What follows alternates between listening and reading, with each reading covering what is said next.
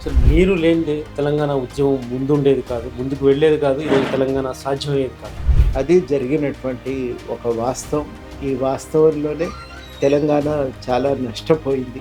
ఇప్పుడు ఎవరిష్టం వచ్చినట్టు వాళ్ళుగా అటు తెలంగాణ వాదులు కామెంట్ చేస్తున్నారు. అటు ఆంధ్ర ప్రాంతం నుంచి సామాన్య ప్రజల్ని ప్రాంతీయ విద్వేషాలు రెచ్చగొట్టే ప్రయత్నం జరిగింది. అస్తిత్వాన్ని మీద దెబ్బగొట్టే విధంగా వ్యాఖ్యానించడం అనేది మంచిది కాదు. ఆంధ్రోళ్ళకి రాజధాని లేదని కొంతమంది అంటారు. ఇంకో రకంగా తెలంగాణలో పవన్ కళ్యాణ్ ఎందుకు రాకూడదని మరికొంతమంది అంటారు. ఇక్కడ తెలంగాణ ఏర్పడింది తెలంగాణ ప్రజలు అభివృద్ధి చెందడానికి, రాష్ట్రం అభివృద్ధి చెందడానికి, ఇక్కడ ఉద్యోగాలు రావడం. మీరు ఓ ప్రశ్న మంచిది అడిగారు. దీన్ని మనం ఒక న్యాయమైనటువంటి పద్ధతి వదిలిపెట్టి దాన్ని వ్యక్తిగతమైన దాడిగా చేసి అంతిమంగా ఆ దాడిని అడ్డం పెట్టుకొని ప్రత్యేక తెలంగాణ రాష్ట్రం ఏర్పడి 12 సంవత్సరాలు దాటింది. తెలంగాణ ఉద్యమ సమయంలో తెలంగాణ జేఏసీ కన్వీనర్గా ఉండి ఉద్యమాన్ని ముందుకు నడిపించిన వ్యక్తి ప్రొఫెసర్ కోదండరాం గారు. మనతో పాటు ఆయన ఉన్నారు. ఆయనతో మాట్లాడదాం. 12 ఏళ్ల పాటు ఆయన అనుకున్న కళ, తెలంగాణ ప్రజలు పెట్టుకున్న నమ్మకం నెరవేరిందా లేదా ఆయన మాటలను తెలుసుకుందాం. సో నమస్తే అండి. అనుకున్నట్టుగా 12 ఏళ్ల కాలంలో జరిగిందా? దీనిపైన మీరేమంటారు? ముందుగా 50 మంది ప్రజలకు తెలంగాణ రాష్ట్ర ఆవిర్భావ దిన శుభాకాంక్షలు. ఇక్కడ మనం ప్రధానంగా చెప్పుకోవాల్సింది ఏంటంటే రాష్ట్ర ఏర్పాటును మేము ఒక ప్రక్రియగానే చూస్తాం. అంటే ముందు భౌగోళిక తెలంగాణ ఏర్పడుతుంది. చట్టం పార్లమెంట్లో పాస్ అయిన తర్వాత 2 ప్రాంతాలు విడిపోయి భౌగోళిక తెలంగాణ ఏర్పడుతుంది.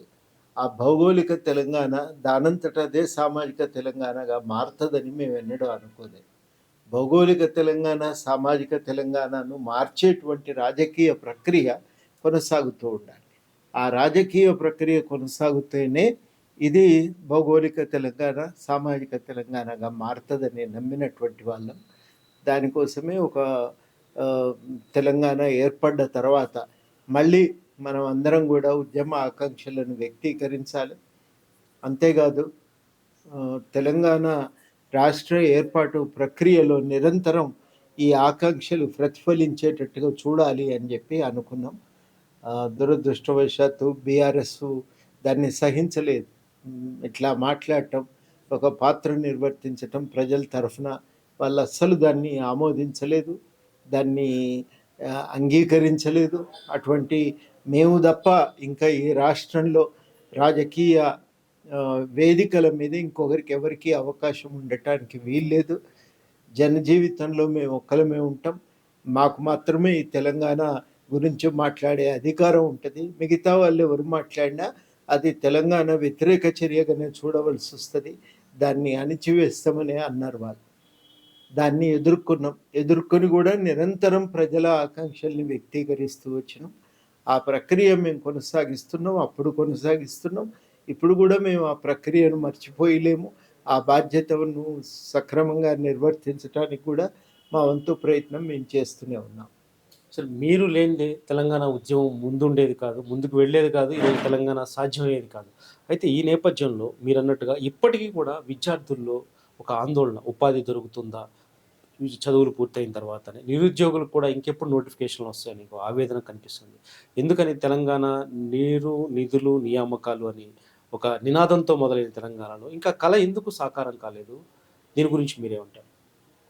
ఇప్పుడు మొత్తంగా దేశంలో ఒక సరళీకరణ ప్రక్రియ నడిచిన నేపథ్యం. ఆ సరళీకరణ వెలుగులోనే మొత్తం అన్నింటినీ చూడటం, నిర్వచించటం మొదలైంది. తెలంగాణ ఏర్పడ్డ తర్వాత కూడా దాని ప్రభావం చాలా బలంగా తెలంగాణ పైన కూడా ఉన్నది. మొత్తంగా కార్పొరేట్ రంగాన్ని బలోపేతం చేస్తే, కాంట్రాక్టర్లకు విస్తృతమైన అవకాశాలు కల్పిస్తే అప్పుడు తెలంగాణ కూడా అభివృద్ధి చెందుతుంది అని అనుకున్నారు. కానీ వాస్తవానికి ఆ క్రమంలో తమకేం ప్రయోజనాలు దక్కుతాయనే విషయమే లెక్కలేసుకున్నారు తప్ప కానీ ప్రజలకు ప్రయోజనం ఎట్లా చేకూర్చాలి, వాళ్ళ సంక్షేమాన్ని ఎట్లా పెంచాలి అనే విషయం మీద మాత్రం దృష్టి పెట్టలేదు.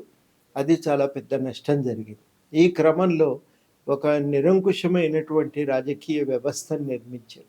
ఈ రాజకీయ వ్యవస్థ ఆర్థిక ప్రయోజనాలు అన్నీ ఒక కలగాపులగమైపోయి గుప్పెడు మంది కాంట్రాక్టర్లు, కార్పొరేట్ శక్తుల ప్రయోజనం అనేదే ప్రధాన లక్ష్యంగా పనిచేస్తూ వచ్చింది.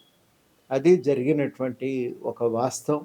ఈ వాస్తవంలోనే తెలంగాణ చాలా నష్టపోయింది. ఇవాళ ఈ ప్రక్రియ అనేది పోవాలి. పోవటం చాలా చాలా అవసరం.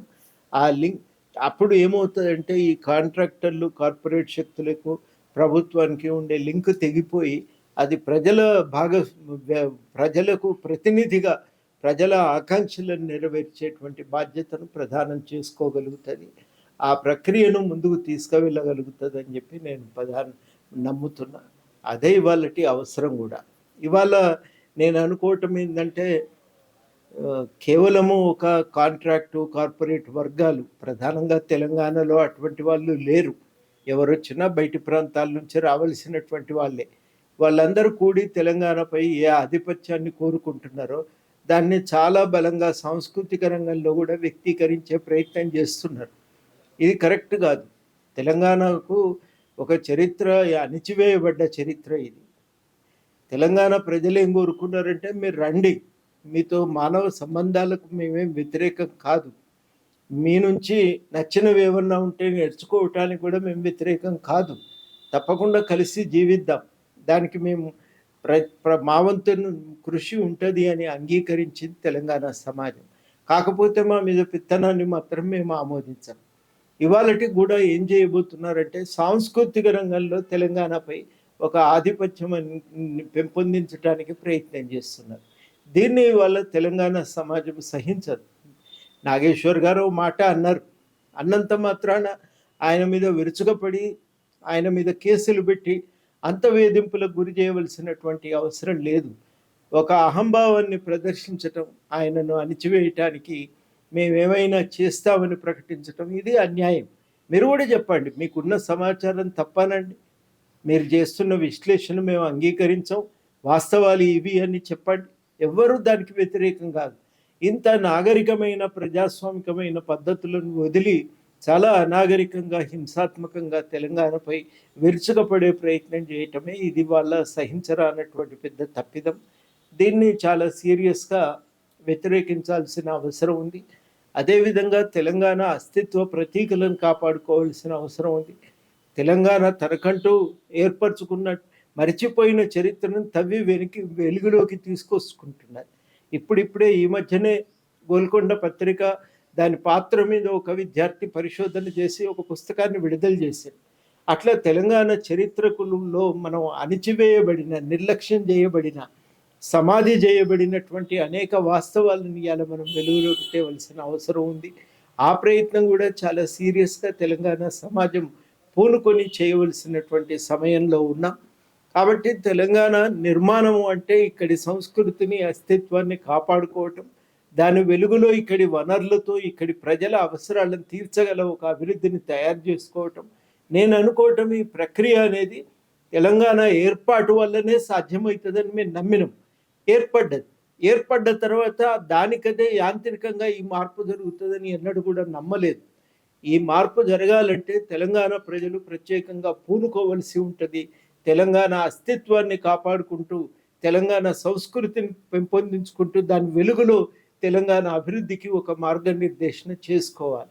గతాన్ని గుర్తు చేసుకోవాలి, దాని వెలుగులో భవిష్యత్తుకు ఒక మార్గనిర్దేశన చేసుకోవాలి. అది ఇవాళటి తెలంగాణ అవసరం. ఆ అవసరాన్ని ఇవాళ తెలంగాణ సమాజం స్వీకరించి దాన్ని బలంగా ముందుకు తీసుకువెళ్ళవలసిన బాధ్యత ఈ తెలంగాణ సమాజం మీద ఉంది. అందులో మా వంతు పాత్రను మేము చాలా సీరియస్గా నిర్వర్తిస్తాం. ఈ తెలంగాణ పట్ల ఒక బాధ్యతతోనే వ్యవహరిస్తాం. మీరు ప్రొఫెసర్ నాగేశ్వరరావు గారు ఇష్యూ మాట్లాడారు కాబట్టి ఒక చిన్న ప్రశ్న సార్. ఇప్పుడు ప్రొఫెసర్ నాగేశ్వరరావు గారు అదేవిధంగా పవన్ కళ్యాణ్ మధ్య పరస్పరంగా కొన్ని కామెంట్స్ చేశారు. ఆ తర్వాత ఈయన రియాక్ట్ అవ్వడం జరిగింది పవన్ కళ్యాణ్. ఆ వ్యవహారం కాస్త పూర్తిగా టర్న్ తీసుకుని ఇప్పుడు ఎవరిష్టం వచ్చినట్టు వాళ్ళుగా అటు తెలంగాణ వాదులు కామెంట్ చేస్తున్నారు, అటు ఆంధ్ర ప్రాంతం నుంచి సామాన్య ప్రజల్ని ప్రాంతీయ విద్వేషాలు రెచ్చగొట్టే ప్రయత్నం జరుగుతుంది. ఆంధ్రోళ్ళకి రాజధాని లేదని కొంతమంది అంటారు, ఇంకో రకంగా తెలంగాణలో పవన్ కళ్యాణ్ ఎందుకు రాకూడదని మరికొంతమంది అంటారు. ఇక్కడ తెలంగాణ ఏర్పడింది తెలంగాణ ప్రజలు అభివృద్ధి చెందడానికి, రాష్ట్రం అభివృద్ధి చెందడానికి, ఇక్కడ ఉద్యోగాలు రావడానికి. అదేవిధంగా ఆంధ్ర ప్రాంతం విభజన జరిగింది ఆ ప్రాంతం అభివృద్ధి చెందడానికి. అవి కాస్త పక్కకు వెళ్ళిపోయి మళ్ళీ ఈ ఇష్యూని పట్టుకుని మళ్ళీ ఆంధ్ర తెలంగాణ మధ్య విద్వేషాలు రేపు దీన్ని ఎలా చూస్తారేంటి? మొట్టమొదటి ఏంటంటే మనం పూర్తిగా సమసిపోలే, నెవురు గప్పినట్టుగానే అవి నిప్పులాగా మిగిలిపోయి ఉన్నాయి. ఇవాళటికి కూడా చాలా కీలకం ఏంటంటే ఈ సమస్యను ఎట్లా చూడాలి. మీరు ఓ ప్రశ్న మంచిది అడిగారు. ఎట్లా చూడాలి అంటే చాలా కీలకం. ఎవరికైనా రాజ్యాంగం ప్రమాణం కావాలి. రాజ్యాంగ విలువలకు లోబడి ప్రజాస్వామ్య పరిరక్షణ కర్తవ్యంగా 2 ప్రాంతాల మధ్యన ఉండే ఒక పరస్పర గౌరవాన్ని ఇనుమడింపజేసే రీతిగా మనం వ్యవహరించాలి. ఇక్కడ చాలా కీలకమైందంటే నాగేశ్వర్ గారు ఒక రాజకీయ పరిణామాల మీద వ్యాఖ్యానం చేసిండ్రు. అది ఇద్దరు కూడా ఒక ప్రాంతం మీద ఇంకో ప్రాంతం మీద మాట్లాడినటువంటి ఇది కామెంట్ కాదది. ఇతర ప్రాంతాల మీద చేసిన కామెంట్ కాదు. ఆయన కేవలం ఒక రాజకీయ పరిణామాన్ని గురించి మాట్లాడారు. ఆ రాజకీయ పరిణామాల మీద చేసిన వ్యాఖ్యలు నచ్చకపోతే, రుచించకపోతే ఏం చేయాలి అప్పుడు? మీరు చెప్పింది తప్పు, వాస్తవాలు ఇవి, సమాచారం ఇది, మీరు ఏ సమాచారం లేకుండా వ్యాఖ్యానించటం ఇది అన్యాయం, ఇది తప్పు అని దానిపైన విమర్శ చేయవచ్చు. రాజకీయ పరిణామాల మీద మాట్లాడుకునేటప్పుడు వాద ప్రతివాదాలు ఉంటాయి, విమర్శలు ఉంటాయి, ప్రతి విమర్శలు ఉంటాయి. ఇవి సహజం. దీన్ని మనము ఒక న్యాయమైనటువంటి పద్ధతి వదిలిపెట్టి దాన్ని వ్యక్తిగతమైన దాడిగా చేసి అంతిమంగా ఆ దాడిని అడ్డం పెట్టుకొని ఆ ప్రాంతాల అస్తిత్వాన్ని మీద దెబ్బగొట్టే విధంగా వ్యాఖ్యానించటం అనేది మంచిది కాదు. ఇది ఇవాళ అర్థం చేసుకోవాల్సిన అవసరం ఉంది. ఇవాళ చేస్తున్న విమర్శలు పవన్ కళ్యాణ్ గారి మీద చేసిన వ్యక్తిగతమైన విమర్శలు కావు. అది తెలంగాణలో ఆయన అభిమానులు ఎవరన్నా ఉంటే మొట్టమొదట దాన్ని అర్థం చేసుకోవాలి. ఆయన మీద నాగేశ్వర్ గారు ఏం వ్యాఖ్యానించలేదు. వారు వ్యాఖ్యానించింది రాజకీయ పరిణామాల మీద.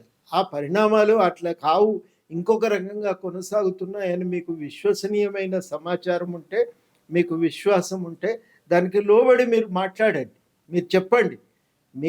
మీరు రాజకీయాలకు సంబంధించిన మొత్తంగా అది ప్రయాణం ఎటు సాగుతుందో మీకు ఇంకా మంచి నమ్మకమైన సమాచారం ఉంటే అది ప్రజల ముందు పెట్టి ఇది వాస్తవంగా జరగబోతున్న ప్రక్రియ అని దానికి సాక్ష్యాలు చూయించి మాట్లాడితే ఉపయోగకరంగా ఉంటుంది. అది ఇరువురికి లాభదాయకమైనటువంటి ప్రక్రియ. కానీ ఒకరి మీద ఒకరం విరుచుకపడే ప్రయత్నం చేస్తే అది ప్రాంతాల మీద విద్వేషాలను రెచ్చగొట్టేటువంటి వ్యాఖ్యల రూపాన్ని కనుక తీసుకుంటే అది మంచిది కాదు. ఏం చెప్పబోతున్నారు ఫైనల్గా మీరు తెలంగాణ ప్రజలకు ఈరోజు ఆవిర్భావ దినోత్సవం సందర్భంగా ఏం ఏం మాట్లాడబోతున్నారు? తెలంగాణ రాష్ట్ర ఏర్పాటు ప్రక్రియ అంటే ఒక చట్టం పాస్ కాగానే అయిపోద్దని మేము అనుకోవటం లేదు.